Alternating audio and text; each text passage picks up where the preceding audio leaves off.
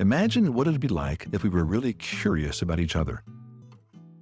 Hello, and welcome to another episode of Relational Spirituality, the weekly podcast of largerstory.com, the podcast that sees all relationships as spiritual and all spiritual formation as relational.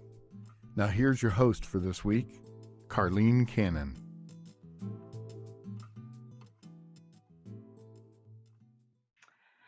Hello, Larger Story family. Thank you so much for joining us today. I'm Karlene Cannon, and I'm here with my good friend, Anna Lee.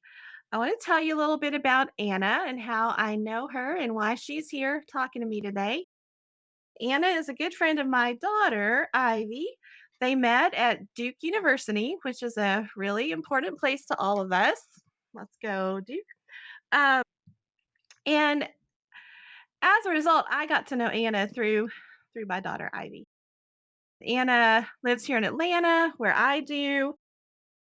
She has been part of our family for a while now. She's spent Thanksgiving with us. She's gone on a trip with my husband and my daughter in Italy. She's just been a real important part of our extended family, and she's also been working with me on our new course that we've been developing for a while now. We'll be launching this year. She not only starred in a couple of videos, but she's been helping me develop the curriculum and get that set up in the digital format. So, Anna, thank you so much for joining me. Looking forward to our conversation. Is there anything else that people need to know about you before we start talking?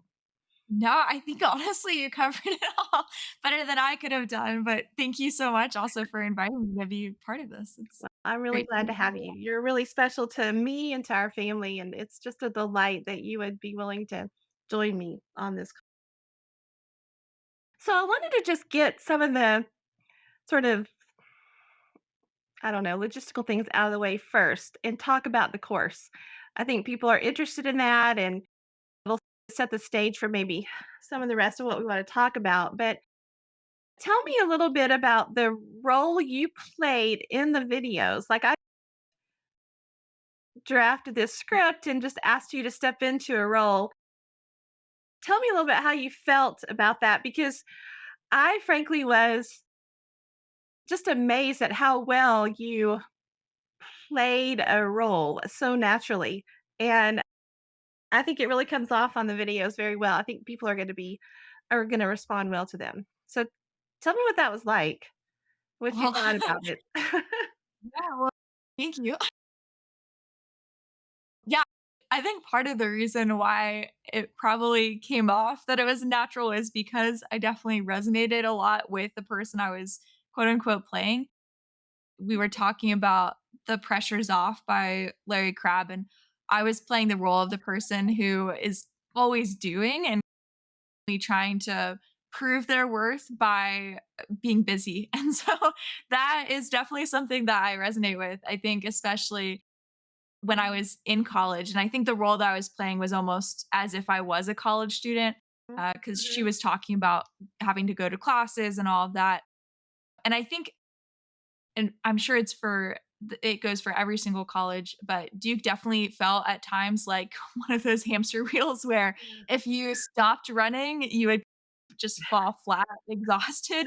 But if you kept on running, the momentum, you would eventually get to the place that you're going. And that was pretty much every day. And my calendar was like booked solid. And so I think there is a lot, especially since I was involved in the campus ministry and involved with crew, there was a lot of that mentality of if I keep on doing things and if I keep on being good at planning this event, or if I get an A in this class, or that was proving who I was as a Mhm. good Duke student. Yeah. And so there at Duke we call it effortless perfection. There's that idea of, okay, you're just going to do everything really well, but with almost zero effort, which obviously is completely a lie. Yeah. Yeah, I think that's a phrase that I resonate with myself. It's not enough to be perfect. You need to also do that without really expending any effort. And I think part of what draws us, in fact, when I was in college, I had a significant battle with perfectionism and the disappointment in my performance that I had never experienced until I hit college. And one of the things that I came out of that with was that my deep longing for perfection is my deep longing for God. God is perfect and he's effortlessly perfect. It it's just endemic in who he is and it doesn't require effort on his part to be perfect. And so there's something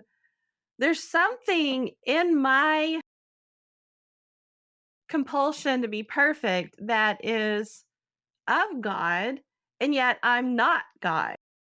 And so the recognition that was forced on me in my college years that I'm not perfect and that I can't be perfect and that it's actually me trying to take something from God when I'm trying so hard to be perfect and all the things I miss in that Mm. was a really important part of my journey. And so I wonder how you experienced that and what were the lessons for you in the hamster wheel and the you're what, 3 years out, 4 years out now? 4 years out. You've actually had some good years of adulting and living in what can often be even a more vicious hamster wheel, but not as maybe predictable in how in the feedback that you get. How have you experienced that sort of pressure to perform effortlessly and perfectly out after college?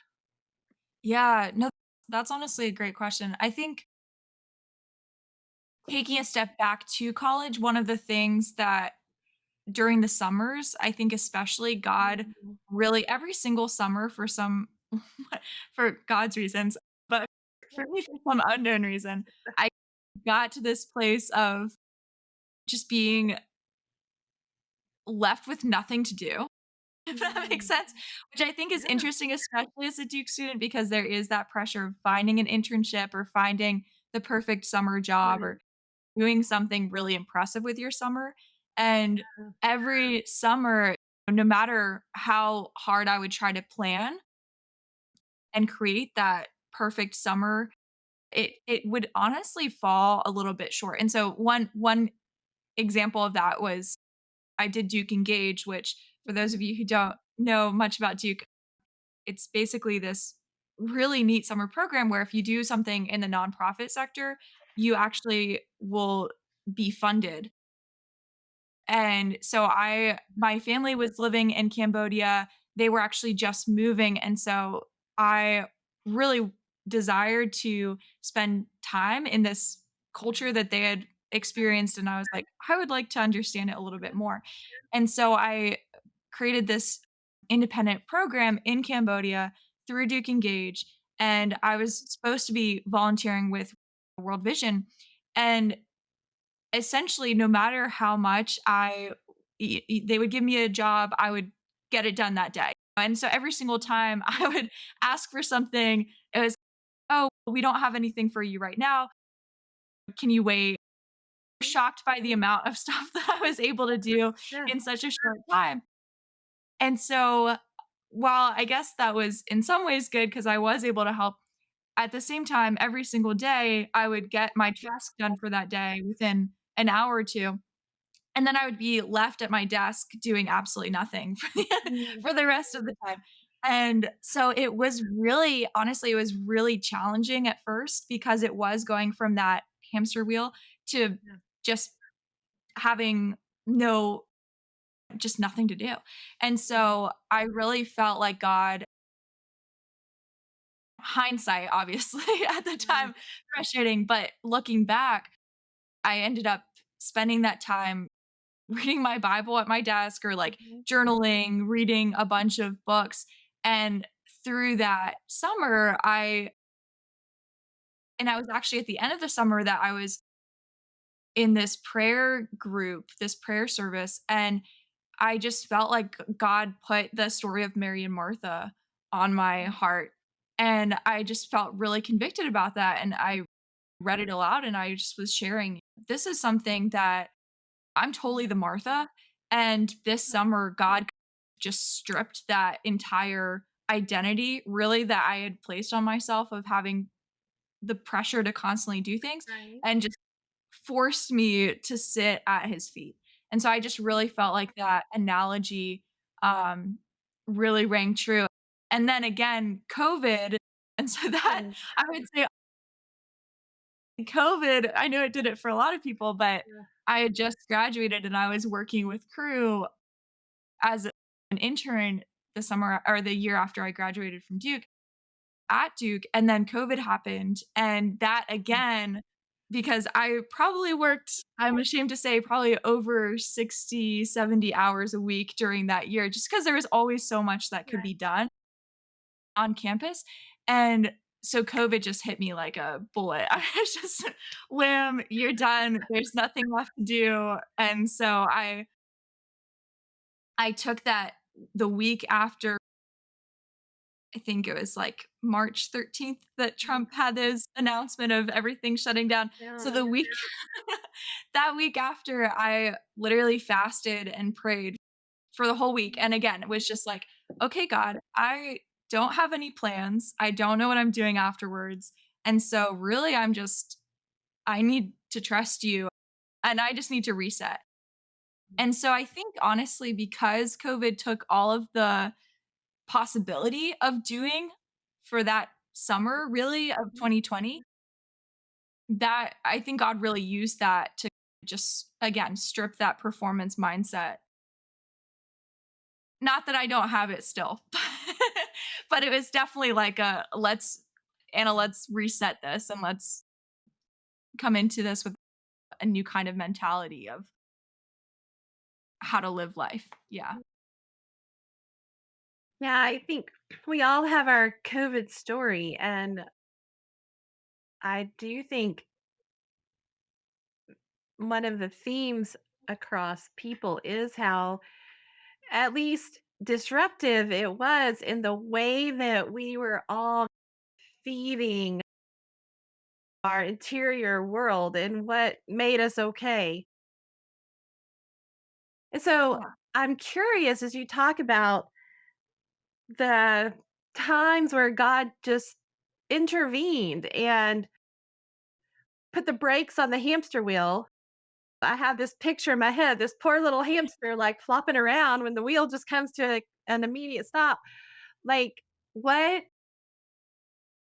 as you sat with God, which I find on the one hand, I can appreciate how disruptive that was and maybe even traumatic in some ways. Certainly, some of those situations you described. And yet, also, it feels very kind of God to step into your story in such a visible way. I'm wondering as you were engaging with him in those sort of enforced moments of stillness and maybe solitude and quiet, were you aware of or did you become aware of what the busyness was doing for you? What it was either protecting or promoting or providing for you? When it was stripped away, did it become clear how it was propping you up in some way?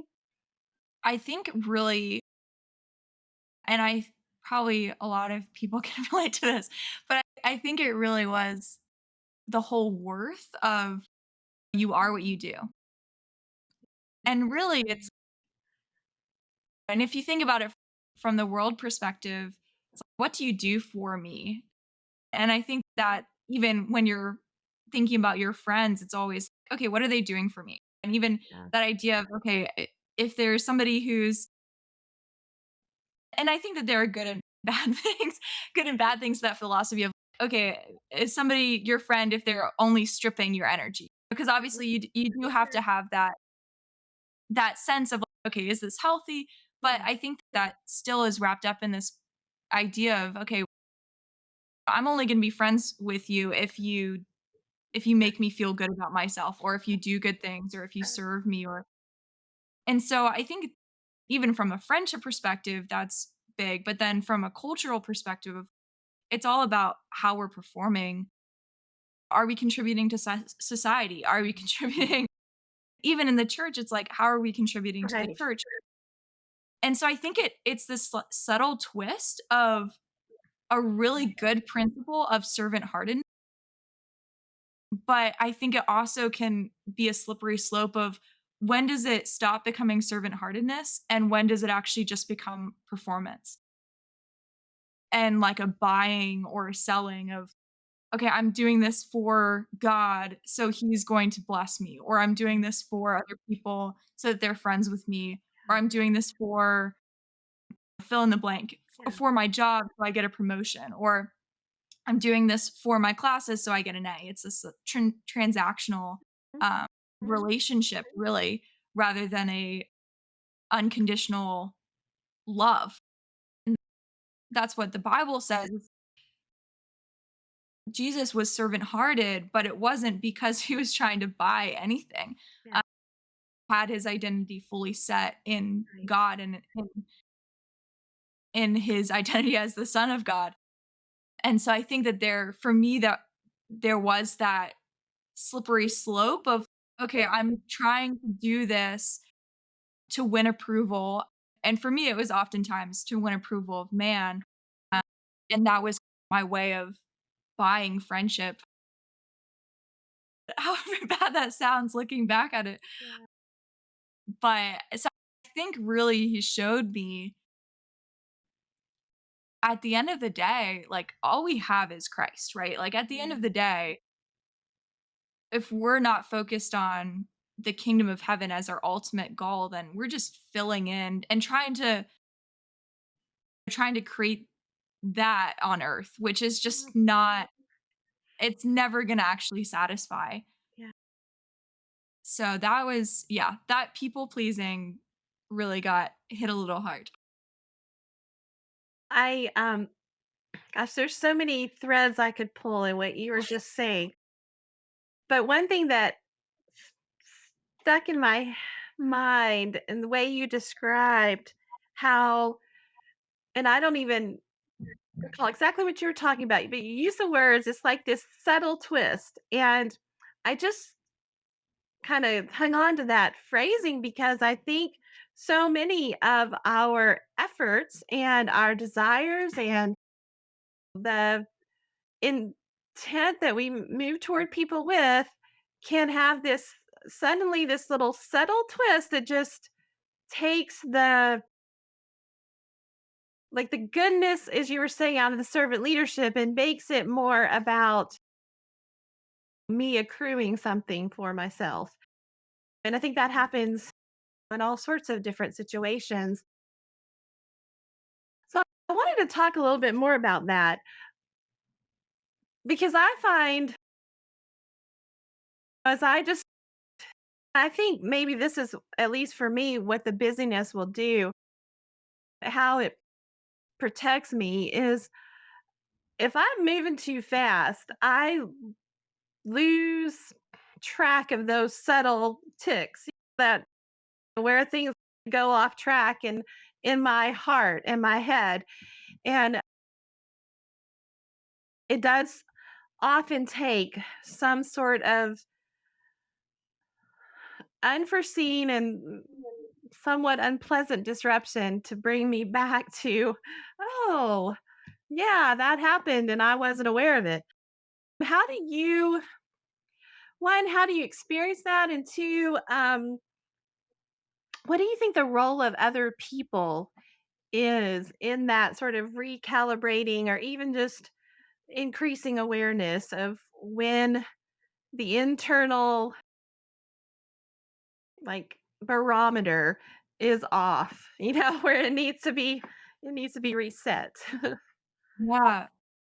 And it's actually funny because when you were after I said it and then as you were talking, I was even thinking back to even the course and how we talk about desire.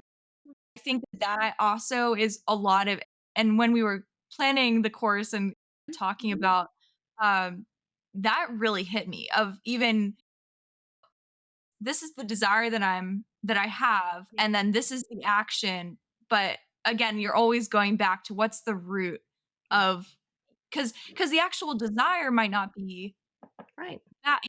because God gives us desires and he gives us these emotions, but then it's also, like, okay, what do we do with them? And how do those actually manifest in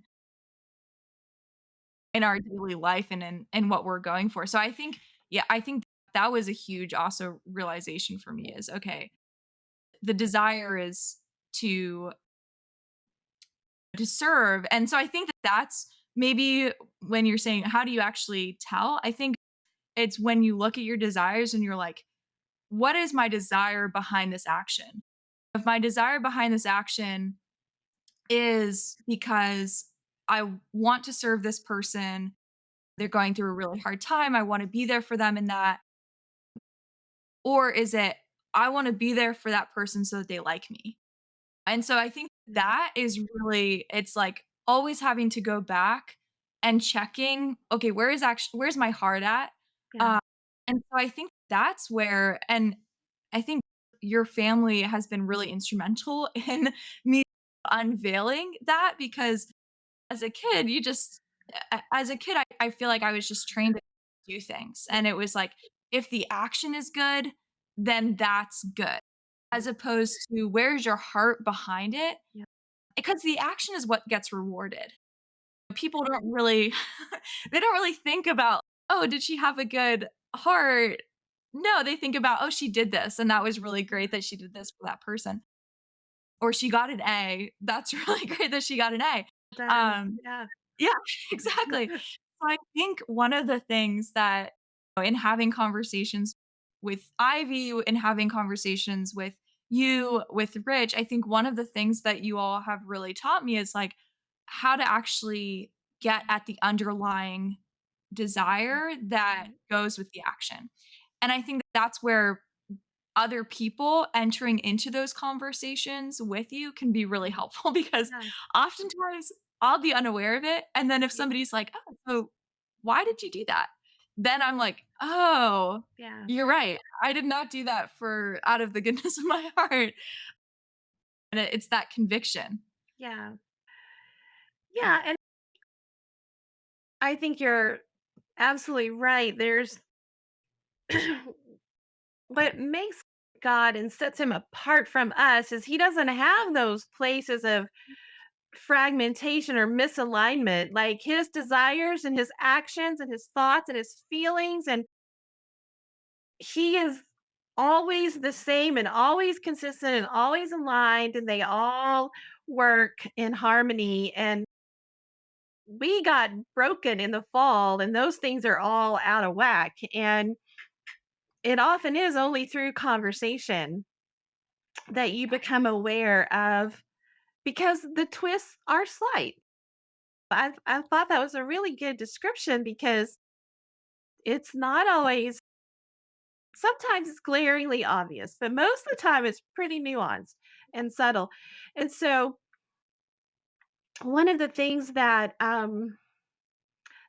actually, so I'm going to out myself a little bit here, that I actually find so powerful about these conversations that I have been privileged to have with you and my own children and other younger people who are friends of yours, is that is a good reminder and reflection back to me of where things have gotten off in me, because there's Mhm. a I've had 30 more years of pain than you have. 30 more years of responding to the circumstances of life in ways that are unhealthy and unkind and unloving. and have built up protective strategies that are really hard to untangle and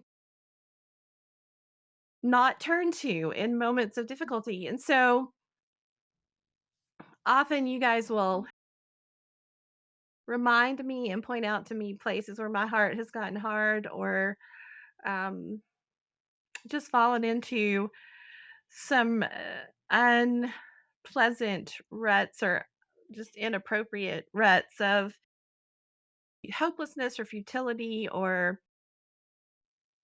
cynicism. And so Mm. you talking with you and others, in your peer group and is really helpful to me. And I want that to be clear in all of these conversations that you do as much for me, probably more for me than anything we do as we talk to you. I want to go back to one more kind of little avenue on this performance thing. One of the phrases that we've used in the course that you and I worked on together that continues to stir something in me that says you're not there yet is just a simple phrase that is what are you energized more by? A beauty that draws you or a pressure that drives you? And excuse me, we talk in the course a lot about the beauty of God, the relational beauty of God that draws us to him versus this pressure that we've all, or at least most everybody I talk to, has absorbed from our fallen world that we must do, and we must do a certain way at a certain level in order to be good to, as all the things you said. Have you experienced anything where that sort of energy has shifted from a pressure that drives you to a beauty that draws you in? And would you mind sharing if you have? And if not, what do you think are the things that get in the way of that? Yeah, that's a good question. Gosh, I think something that I I really find making space to be a really important part of being driven by the beauty, or being pulled by the beauty that drives you, or sorry, the beauty that draws you as opposed to the pressure that drives you. I think that when I when I again go with the rat race of, okay, I'm going to schedule my calendar, every single moment has to be packed. That's when I find myself really getting feeling that pressure. Yeah. And I think honestly that's it's sometimes hard for me to push back on that, because I and this might just be me, but I sometimes feel like I do better when I have that like the pressure is like a fire. It's okay, I was totally that person who wrote papers the night before Yeah. that they were due. And I never was one of those people who could plan out Mhm. a month in advance and start on the outline and then Yeah. write as the weeks went on. So I think that there's that reliance sometimes on, okay, I need that pressure in order to perform well. And so I think what I've had to do is allow myself the space to rebuke that in me a little bit. And so I think that one of the things that my husband and I have really we've really just started it, but we were like, we really need to create space for more space for being in the word and just like allowing that to take time as opposed to it just being something that we need to get done. And so we've even had it like started having it be a time over dinner, because we're like, that's a time where we're gonna have to eat every single night, and I'm not very good at waking up in the morning. And so just in all transparency, it was not getting done when I was like, "Oh, I'm gonna do this in the morning." And so even just creating that space of like, we're gonna have dinner and we're gonna read the Bible every single night and talk and just allow that to not be a pressure-filled time, but instead just be like, "Okay, it's gonna get done when it's gonna get done." And I think also, like, even nature for me is a really big place where I just feel that space. I don't know a better word for it, where I can just take a walk and it's, "Okay, this is a time where I'm not gonna try to get back before," and just I don't know. I don't know if that really answers your question, but I think just almost pressurizing the space of, like, just booking it into the calendar so that you can actually take away from it, um, and I'm not good at it all the time. Yeah. I'm gonna be the first to say, but I think trying to respect that as, like, a yeah. I don't know. I don't know if that's a great answer. Well, I appreciate your willing to struggle with the question, and I find that a really challenging thing as well. And part of it is so much of my actual formation almost eschewed the idea of beauty. Like beauty is at best kind of a sort of frivolous, empty pursuit. And to actually get in my head that Psalms are rife with God, with David and the psalmist talking about how beautiful God is and how he just Yeah. gazes at God's beauty and that he's captivated by beauty. And we all have experienced that, whatever kind of beauty it is that draws us. And so I think you're right to say part of it is just becoming disciplined in being aware and being open to how God might invade your day with something beautiful and with Yeah. his love. And so that's a different kind of spiritual discipline or spiritual reality that most of my Christian life has been characterized by. It is a paradigm shift in a little bit of a in a way because the pressure does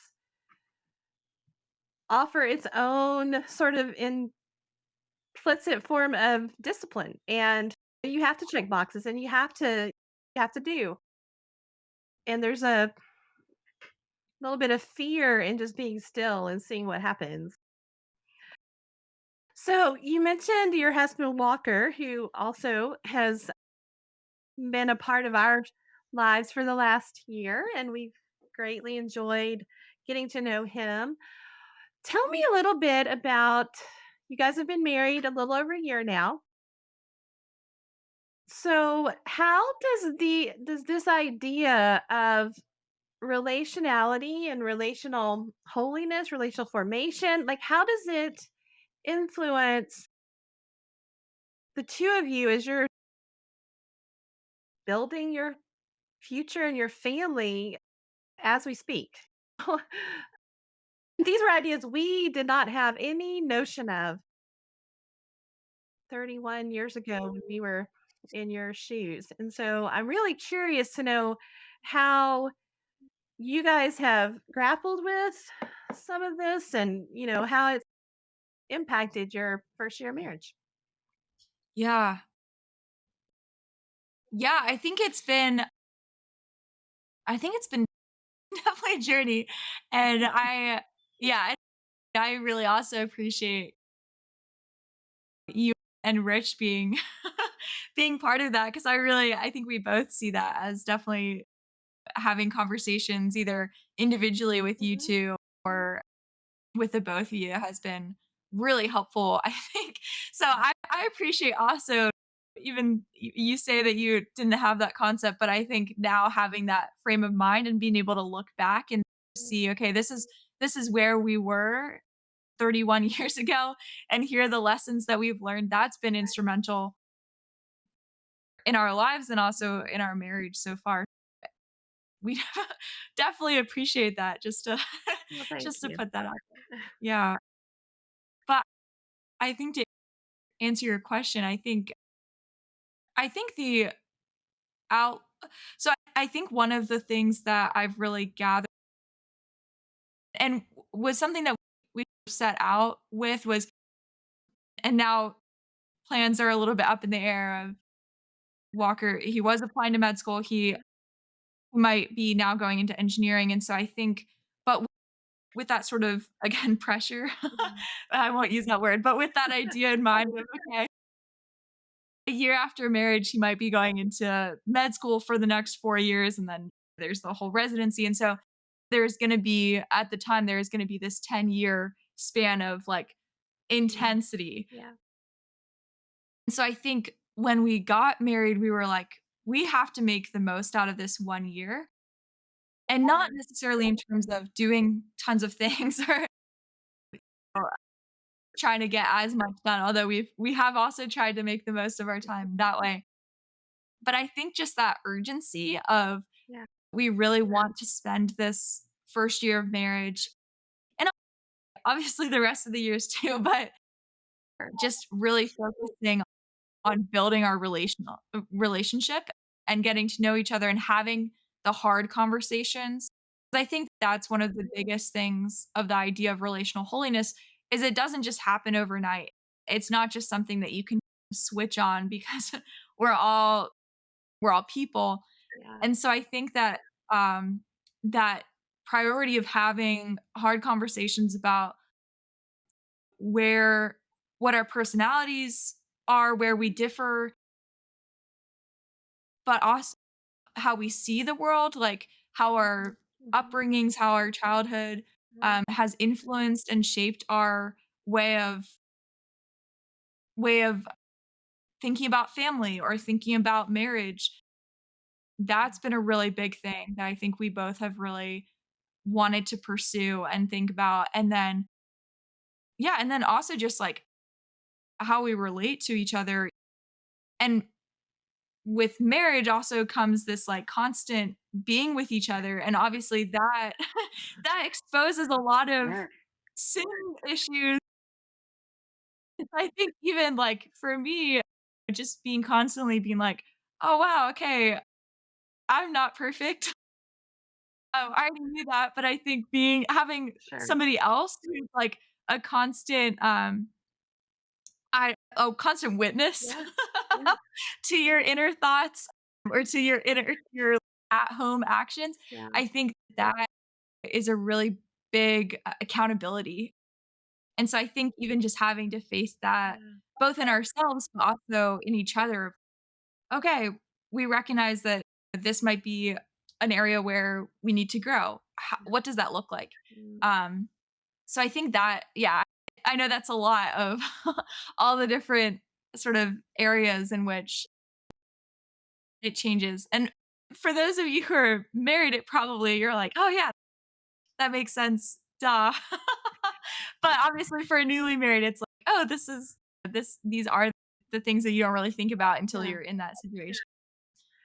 Yeah, I think you make a really good point. It's ironic that you talked about the newness of having a witness to your good and bad and ugly days.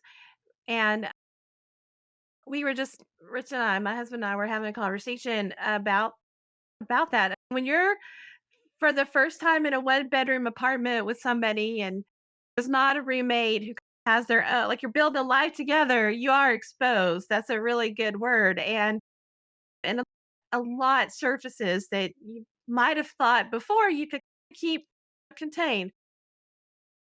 We were just having a conversation about at our stage of life now, we have this house that has 3 floors, and we have lots of places we can go. In a one-bedroom apartment, there's not very much space that you can use to keep yourselves separated, and he was just sharing about a friend who has a much different living situation, and him and his wife struggle in different ways because that very thing, you just can't get away. And so there's a real goodness in God in those early years, putting some boundaries around your time together. And I think it's really wise. One thing I've appreciated about you and Walker is you're thinking ahead and thinking about the intensity that could be coming, which, by the way, will come if it's med school or something else. But to really take advantage of this year and be very intentional about building a strong foundation. I don't think we were smart enough to really be thinking that way when we were your age. I really admire that about you too. And you guys have pursued us probably more than we pursued you in just wanting to have conversation and wanting to share your decisions and what's going on. And that's been, like I said earlier, that's a really powerful, it's a powerful witness to me of the internal posture that I think we all should have of humility, of openness, of curiosity, and like a real awareness that we need each other. I struggle and certainly would have struggled with those things at your age. I was driven by a pressure to figure it out and have it all together, and not only figure it out on my own. And both you and Walker have demonstrated a kind of,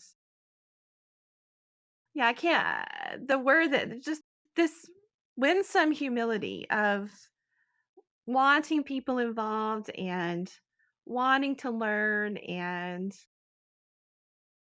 desiring for people to come alongside and be part of your team. And that's been a very meaningful and privileged experience for me. And I think I speak for Rich when he says that too.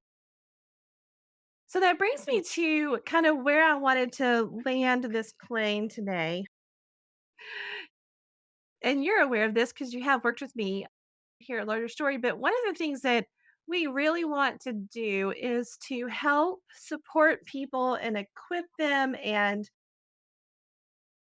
galvanize them as they go into their world and have the kind of conversation you and I are having. We have had in the past, and it starts to make this kind of the norm as opposed to something that people might think is unusual. If you were to talk to somebody more like on my side of things, like further along, what would your advice or best practices be for someone in my shoes who wants to have a meaningful relationship with people who are younger but may not know how to do that, may not have, like, I have some things built in because of my children who have friends. And what would you say to someone like me who would love to be in relationship with someone your age or your stage of life and finds that difficult? Yeah. So I think, and obviously this is from my perspective, so I can't speak That's for what I'm rooting for. for everyone. You're dying to know what you have to say, Anna. For everyone from my age. But I think it really is just a willingness to enter in, because I will say I'm just like I mentioned before, like Walker and I are so blessed by having people like you and Rich who are willing to do that. Because I think oftentimes there's, for instance, in college, and I was super blessed to be part of a Christian ministry where they did have every single person who wanted to be discipled had the opportunity to be discipled. Yeah. And that was huge. Just having somebody who I could go to and say, "Hey, look, this is what's going on in my life, and I really could use some godly wisdom. And so that coming out of college, especially, it just feels like a vacuum. Like the first year after having graduated, especially if you're going to someplace new where you don't have a bunch of people who you know, it can be really lonely. And even especially during COVID, that was definitely a hard transition. And so I think just having we just for those of you on in the audience, we or who are listening, we just moved to Atlanta. And so for us that was a huge blessing because then we were able to come to your house and enter into that relationship of and fellowship. Um, but not everyone has that connection with somebody who's older. And I think, especially in the church, it can be daunting Mhm. to go up to someone and say, "Hey, can you disciple me?" Or, "Hey, I would love some godly wisdom on this," because it's a very daunting thing. And so the fact that you and Rich both have offered that and are willing to enter that conversation and willing to give us wisdom, and especially from somebody who is not our parents, because you really do offer this like unbiased, maybe not completely unbiased, but just like this more neutral space where we can come with problems. And even if they're occurring in our family, like that's also so helpful. And so I would just say be willing to even make an to take the initiative. If you notice someone who's my age, invite them to lunch. Cause I personally, I would always try to say yes. I know for guys, I can speak to Walker. If you have food, he will come. I don't think that ever ends. But I think, just like having coffee, I'm just kidding. He would come for other reasons too. But just having coffee or like having lunch with somebody just to break the ice, get to know each other. And then I don't know, like seeing where it goes. But I think just being willing to that's something that I try to do is like offer, like invite, but and I know it's oftentimes that's putting yourself out there. So and we're all busy. So there are multiple facets to that. But I've been really blessed by people who in the past have offered, and I think that's made such a huge difference in my life. Again, it's everyone wants to be known, everyone wants to be seen, everyone wants to be loved. And I mean that's just been I really feel like God has just throughout my life put people Yeah. into it who are just willing to do that. And that's been such an instrumental part of my yeah, of my life. Yeah. I don't know how better to say it, but No, I love that. I think one of the things I've learned later about God is just how invitational He is. And it's hard for me to offer those invitations. My husband, my children are much better at that. I tend to have this sense that people don't want an invitation from me. They don't care if you want an invitation from them or not. They're just going to offer it. And so I actually get to benefit from that a lot. But but I think you're onto something because God's nature is essentially invitational. That's the whole story of the incarnation and is making a way for us to accept the invitation that he's been offering from the beginning of time. And being willing to offer an invitation and it might be rejected, it might not, it might be awkward. All those things are sound more like middle school thoughts than middle age thoughts, but they all I don't think that goes away with age. so definitely not.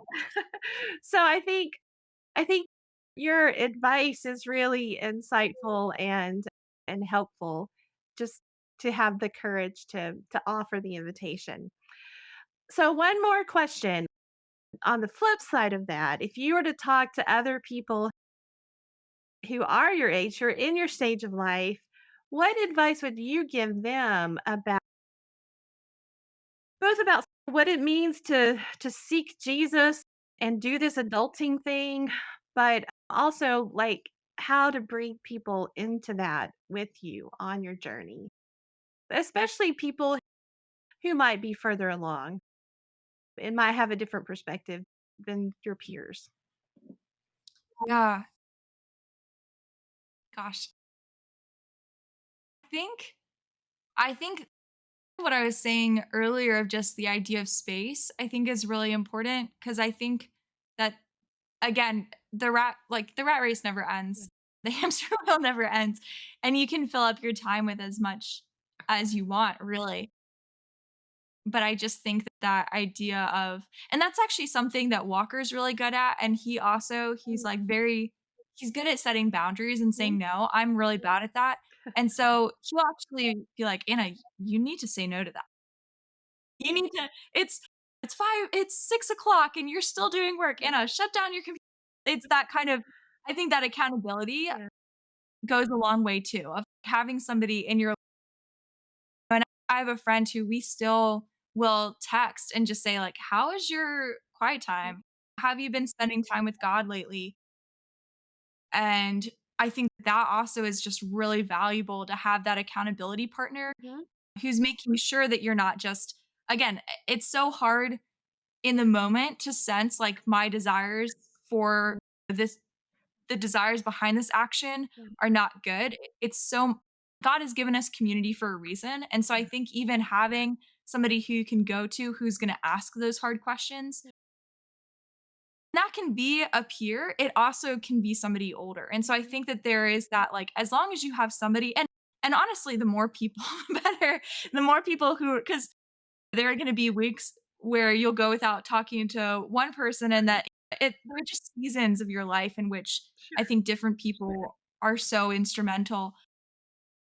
But I think also the biggest thing that I'm not always good at is just recognizing like I don't know everything.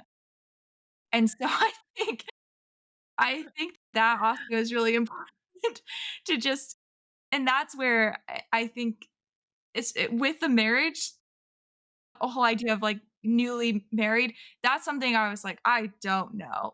And so that to me, that was a lot easier to kind of go to Mhm. people like you and Rich and just say, hey, I would love to Yeah. know more about how to operate under this because I it's a new thing. So I think even finding those places where you're like, I really don't know anything about this area or I really need some wisdom. And then I think that can also lead into other areas because then once you get into that habit of asking, then it becomes a habit. And so then it's like and Carlene, and hopefully you feel like this, because I definitely want it. You can speak into more areas of my life besides, and I feel like you have, uh, beside just marriage, but it's just like getting to know a person, find one thing that you really would like to develop, Mhm. and maybe it's a character flaw or maybe Yeah. it's a certain situation you're in, and then find somebody who you feel like has some wisdom on that matter and ask them. Again, it's all about the asking, and I think that can go both ways. But it's about asking somebody, "Hey, I would love to get coffee with you and learn more about your experience with Yeah. X, Y, and Z." And they might say no, but also they might say yes, and then it could actually become really almost like an unofficial discipleship. Yeah. I don't know. Those are again, just No, my those out of the are top of my head. great. That is really good advice, good thoughts. A couple things you said that really stuck out to me.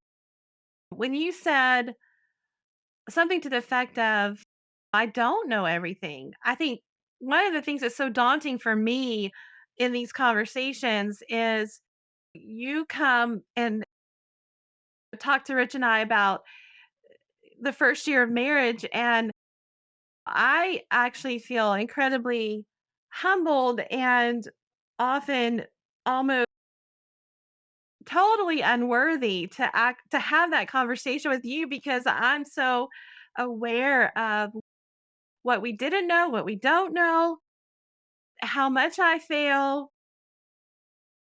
And so there's actually something redemptive for me in those conversations because it's okay. Like, it's okay not to know. It's okay.